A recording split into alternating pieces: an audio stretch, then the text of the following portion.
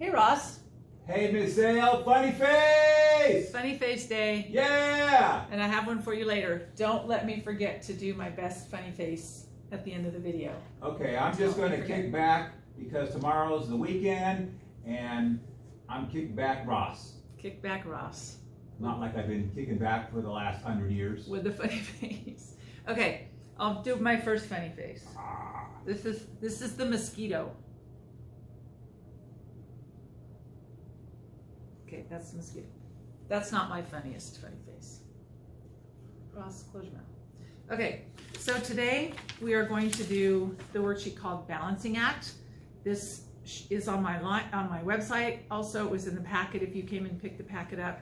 This is Balancing Act. This is stoichiometry. This is balancing equations. You will have a balancing equations worksheet to do on your own later or tomorrow.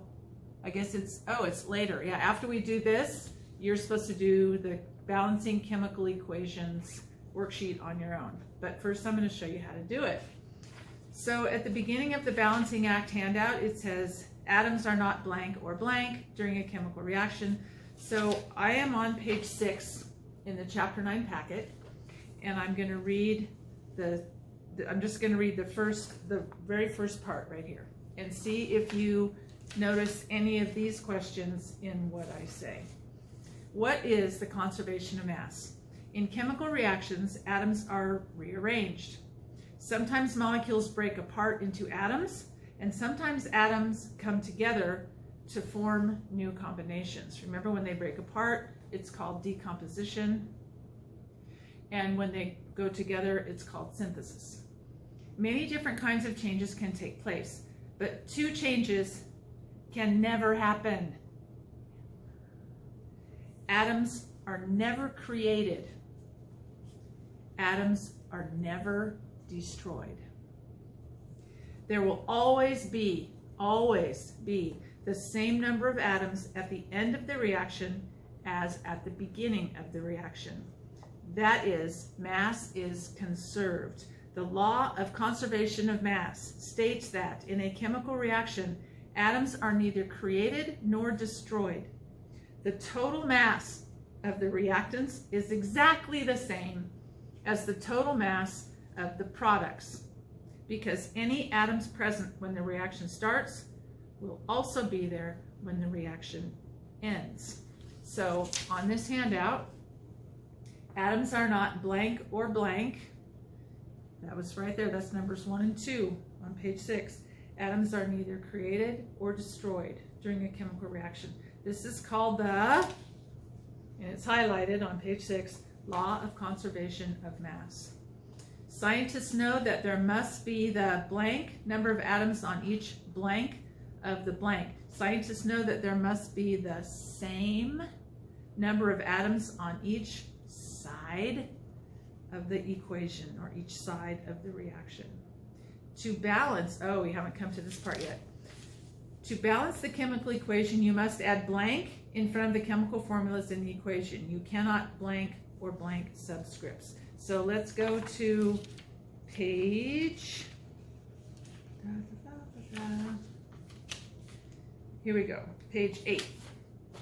How do you balance a chemical equation? To be correct, I'm on page 8.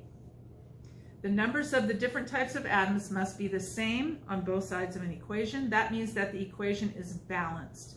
Follow this example below to learn how to balance a chemical equation. And then it shows how to balance CH4 plus O2. So that's methane and oxygen. That's a combustion reaction, by the way, because it's burning. Okay, go over to page 9. Page 9 says, at the very bottom, using coefficients to balance equations. A coefficient is a number in front of a chemical formula that tells how many molecules take part in the reaction. Instead of writing H2O plus H2O, for example, you can write 2 H2O, because it's 2 times. In this formula, the 2 is the coefficient. It's just like in your math class. The number in front of the letters is called a coefficient. That's all it is. Okay, Then we're going to turn to page 10, and they show the balanced chemical equation. The last paragraph that's right above the box, this part right here, this is really important. This is really important. As a matter of fact, it's so important that you wrote that whole paragraph in your notes, like you were supposed to. When you balance an equation, you can change the coefficients, but you cannot change the subscripts. Changing a subscript would change a molecule into a new substance, and you can't just make it up. You have to keep it the way it is and just change coefficients. So on your handout, it says to balance the chemical equation, you must add coefficients in front of the chemical formulas in the equation. You cannot add or change subscripts. You can't put them in and you can't change them. You can't take them out either, but you can't put them in, you can't change them. Okay, let's balance some equations now. Number 1, determine the number of atoms of each element. Number 2, pick an element that is not equal on both sides of the equation, because it has to be equal. Number 3, add a coefficient in front of the formula with that element and adjust your counts. Number 4, continue adding coefficients to get the same number of atoms of each element on each side. Here's an example, Mg. This sounds really confusing. It's not. Okay, Mg plus O2 yields, that arrow means yields. It's kind of like an equal sign, but it's not exactly an equal sign because this does not equal this, although the number of atoms and the kinds of atoms are equal, but we're going to get a different formula, so it's not exactly the same. Mg. Oh. This, by the way, is magnesium oxide. Magnesium, oxygen, magnesium oxide. Okay, let me use a different color now. Magnesium, we have 1, and I'm going to write these over here. Magnesium, we have 1 on this side. Oxygen, we have 2, and on this side, magnesium, we have 1, and oxygen, we have 1. Okay, we have 1 magnesium because there's a 1 there, but we don't have to put the 1 there because we know that there's just 1. If you multiply by 1, you just get whatever you had before. So magnesium, we have 1. Oxygen, though, there are 2. O2. There are 2 atoms of oxygen. Over here, Mg is by itself, so again, there's just 1. And oxygen, there's only 1 there, so it's 1. So first we check to see if it's balanced. Magnesium's good, 1 and 1. Oxygen 2, oh, that's not going to work because the law of conservation of mass states that we have to have the same number on both sides. Okay, so we need 2 oxygens over here. Can I just put a 2 right here?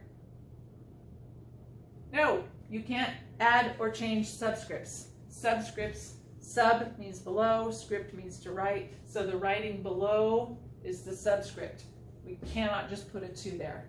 Otherwise it's MgO2, which is not the same thing as magnesium oxide. Okay, but we can put a coefficient. Now in order to get 2 oxygens, we can put a 2 up here. Okay, so what happens now? We still have 1 magnesium, we have 2 oxygens, but now we have 2 magnesiums and 2 oxygens because we have 2 of this molecule. So it's 2 times everything here. It's like the distributive property. It's like having parentheses around here. So you multiply this times everything that's in there. So we have 2 magnesiums and 2 oxygens. Uh-oh. We still only have 1 magnesium over here. That doesn't work. So let's put a coefficient here. Now, how many magnesiums do we have? 2. How many oxygens? 2. How many magnesiums? 2. How many oxygens? 2. This is the balanced equation. Right there. 2 magnesiums, 2 magnesiums. 2 oxygens, 2 oxygens. That one's done. And we didn't change any subscripts. We just added a couple of coefficients and we balanced it. Okay, next one. There's another example there. And I'm going to do it the same way and show my work so that I can keep track of what's going on here. The next equation is H2O2 yields H2O plus O2. Okay, so I'm going to count up how many I have over here. Hydrogens, I have 2, and oxygens, I have 2. 2 hydrogens, 2 oxygens. Over here, hydrogens, I have 2, and oxygens, I have 1, 2, 3. So I have 2 here and 1 here. So my hydrogens are fine, but my oxygens are out of whack. Yuck. Can't change the subscripts, so I have to work with coefficients. So let's see what we could do. If we put a 2 in front of here, that would give us 4, and that would give us 4. And if I put a 2 here, that would be, oh. I think I may have accidentally solved it. These are really fun to do, but they're also the only really easy, the simplest way to do it is guess and check. There's not really a formula that I'm aware of that you can work out all the math. Guess and check is one of your best options. So I just guessed just now, and I put a 2 here. If I put a 2 there, then that gives me 4 and 4, because it's 2 times 2, and 2 times 2 here.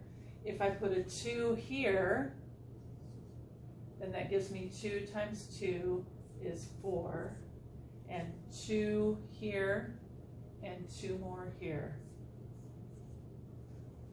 So I got lucky. I'm not kidding. I just did that. I don't have the answers on here. And I haven't done this since last year. So I got lucky on that. So there is our balanced equation.